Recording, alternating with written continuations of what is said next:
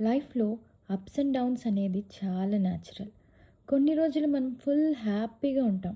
కొన్ని రోజులు మెంటలీ కొంచెం టయర్డ్‌గా ఫీల్ అవుతాం.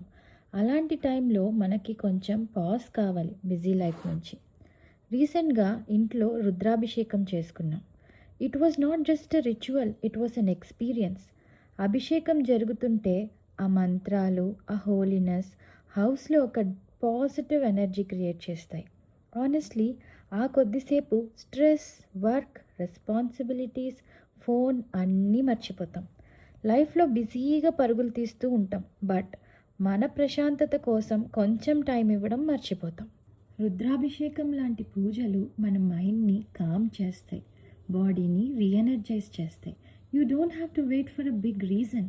You don't need a problem to pray. Just do it for gratitude. Just do it to reenergise yourself. Because life always పర్ఫెక్ట్గా ఉండదు.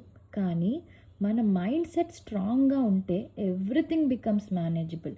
If possible once in a while మీ ఇంట్లో కూడా ఇలాంటి పూజలు ప్లాన్ చేయండి. I'll see you all soon with more such moments and heartfelt experiences to share.